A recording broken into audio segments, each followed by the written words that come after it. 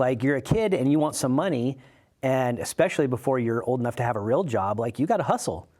I mean, it's almost like entrepreneurship is baked in when we're young, and then society takes it out of us. So interesting. So that was going to be, I was going to ask that later on, but so what do you think it is about some people that really, truly progress and go down that entrepreneurship path and some don't? Is it many different things from just where they are, circumstance, life, ambition?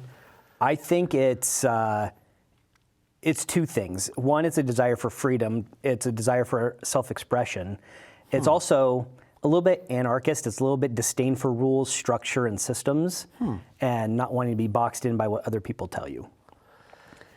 So the people that pursue it then, and the people that maybe think like you think but don't pursue it, do you think it's a lack of knowledge, lack of resources, fear?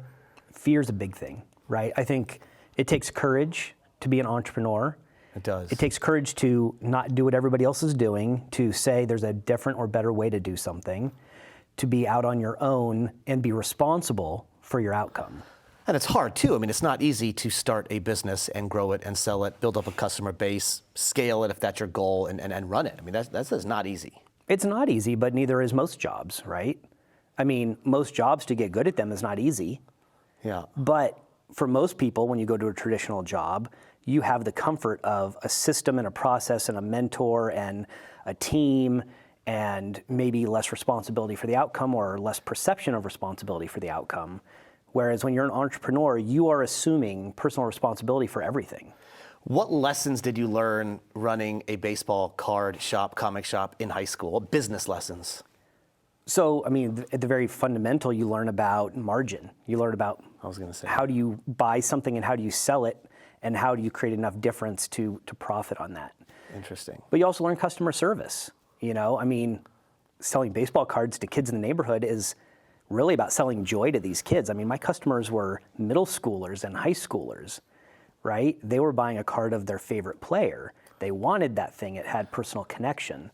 So there was definitely a big service component to it as well. But the other big lesson we learned was that business lost money the whole time.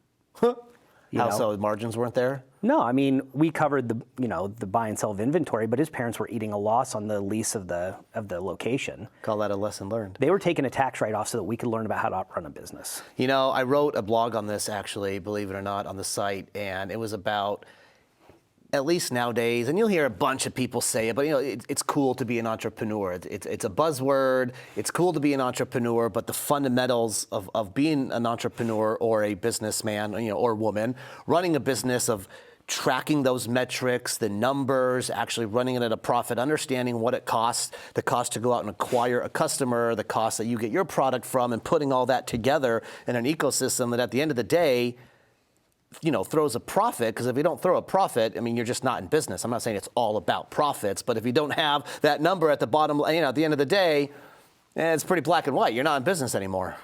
No, I mean, it might be PC to say it's not all about numbers, it's not all about profit, but that's what a business exists for.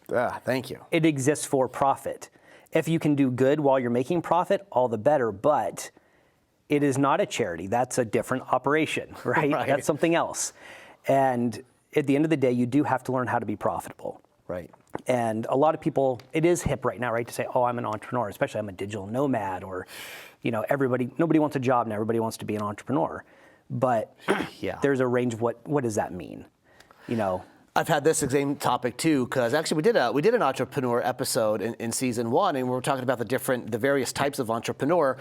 The example I always use is I've had the same pest control guy. He actually just sold, but for the longest time, excuse me, I had the same pest control guy, Marine Corps veteran, and sure, he ran his own business, and that's an entrepreneur. He made a profit, put food on the table, but at the same time, he was stuck in his business every single day running it. Mm-hmm. And then that's one style of entrepreneur. Then you have maybe these other entrepreneurs that scale a company, the Elon Musks of the world, the Mark Zuckerbergs of the world. Those are two separate ends of the spectrum of entrepreneur. And I was always saying it's kind of maybe a personal choice or what kind of lifestyle you want to live that might lead you down that path.